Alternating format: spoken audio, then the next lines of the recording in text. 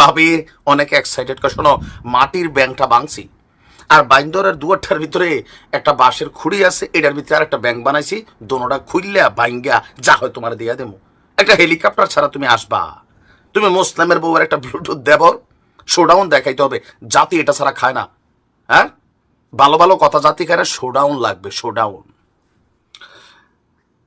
গেল 2 দিন আগে সার্জিস আলম একটা স্ট্যাটাস দিয়েছিল যে তার পকেটে টাকা নাই, সে টাকা ধার করে চলতেছে। এর ঠিক 2 দিন পরে যখন আমরা দেখলাম তার নিজ জেলা পঞ্চগড়ে 100-র উপরে গাড়ি বহর নিয়া হেলিকপ্টার থেকে নাইমা তিনি তার নির্বাচনী এলাকায় প্রচার প্রচারণা চালালেন। এর ঠিক একদিন পরে আজকে এই দলটির অন্যতম একজন মুখপাত্র এবং কি খুবই হাই প্রোফাইল ক্যারেক্টার তাসনিম জারা, একজন ডাক্তার, আমি এই মেয়েটাকে খুব পছন্দ করি, যে ঠিক আমেরিকা থেকে বাংলাদেশে এসে তার যেই এফোর্ট, এটা আপনি স্যালুট করার মতন, মানে বাংলাদেশকে বদলানোর জন্য তাদের যে পরিকল্পনা, এর মধ্যে তাসনিম জারা। তো সার্জিদের এই বিশাল আয়োজন দেখা অপরদিকে হান্নান মাসুদ আবার আজকে হুন্ডা মুন্ডা লয়ে ওইলান করে ফেলছে, পরবর্তী নিউজে জানাবো। তো যারা বললো যে তোমার 2 দিন আগের পোস্টটা দেখা আমরা ভাবছিলাম যে এমনই তো হওয়া উচিত, স্বচ্ছতার জায়গাটা। তো তুমি আজকে যে 150 গাড়ি নিয়ে ঘুরলা, টাকা পাইলা কই ভাইয়া? এটা একটু ফেসবুকে জানাও তো। এরপরে আমরা দেখলাম সার্জিস আলম তিনি তার একটি স্টেটাসে দীর্ঘ একটা বক্তব্য দিয়েছেন যে আপা কি কোন, আপনি কি কোন, মানে চেহারা দেখে গরিব বললে কি আমি গরিব? দাদায় যেটা রাখা গেছে গাড়ি তো কি কর, হেলিকপ্টারের বন্যা বসায় দেওয়া যাবে। মানে সার্জিসের বক্তব্য হচ্ছে পৈতৃক সূত্রে সে তার দাদার থেকে এত সম্পত্তি পাইছে যেটা দিয়ে একটা ইলেকশন করে ফেলা যায়। এত গরিব না যতটা আপনারা মনে করতেছেন যে পোলাপান টাকা পায় কই না পায় কই। সার্জিসের বক্তব্য হচ্ছে যে বিশাল এখানে বাংলাদেশের জনগণের মেন্টালিটি, জনগণের পারসেপশন, খাওয়া, ভোটের আগে পরে নগদ ক্যাশ, এই বিষয়গুলো সার্জিস বোঝে। দীর্ঘদিন ছাত্রলীগের রাজনীতি করছে না, করছে, পোলাটা কিন্তু যথেষ্ট ব্লুটুথ আগে থেকেই।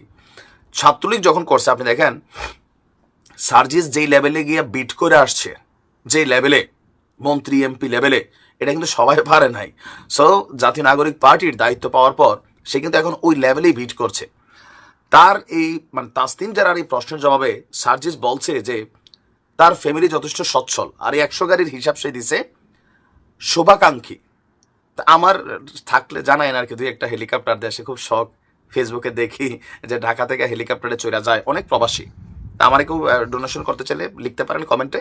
তবে সার্জিসের বক্তব্যটা শুভাকাঙ্ক্ষীদের মধ্য থেকে সে 50টা গাড়ি পাইছে, আত্মীয় স্বজন এবং শুভাকাঙ্ক্ষী, পয়সাওয়ালা আত্মীয় স্বজন জীবনে লাগে, এই যে দেখছেন কি কাজে লাগে। আর 50টা গাড়ি সে নিজের টাকায় বা তার বাবার টাকা, এটা হয়েছে পার গাড়ি 6,000 টাকা, 50টা গাড়ি 3 লক্ষ টাকা। এমনকি 3 লক্ষ টাকা এটা কোনো ব্যাপারই না তাদের পরিবারের জন্য, যারা তাকে চিনে, মানে তার পৈতৃকভাবে যারা চিনে আগে থেকে যথেষ্ট ইফোর্ট। তো কেন এই বিশাল শোডাউনের প্রয়োজন হলো?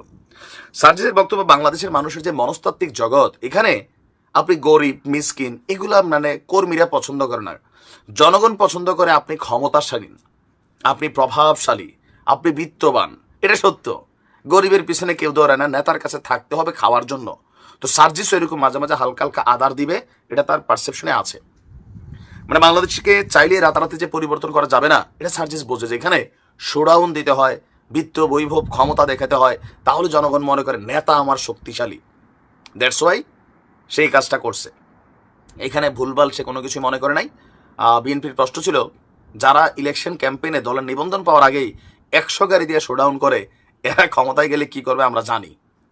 আমাদেরও কিন্তু এরকমই চিন্তা আসে যে তোমরা ক্ষমতায় গেলে কি করবা, সম্ভবত 2-100 হেলিকপ্টার থাকবে, একদম যে তেলেগু সিনেমা স্টাইলে নাকি।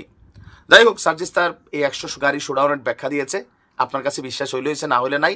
ডাজেন্ট ফ্যাক্ট কেউ কেউ বলছেন এটা আবার জাতীয় নাগরিক পার্টির আর একটা নতুন নাটক, যে সার্জিস এটা করছে, জনগণের মধ্যে প্রশ্ন আসছে। তাসনিম যারা আবার এই প্রশ্নটা করে বুঝাইছেন যে আমার দলের মধ্যে জবাবদিহিতা আছে, স্বচ্ছতা থাকতে হবে, আমরা দল খুব সুন্দরভাবে পরিচালনা করি, এখানে আমাদের আয়ের উৎস সম্পর্কে আমাদেরকে জানাইতে হবে।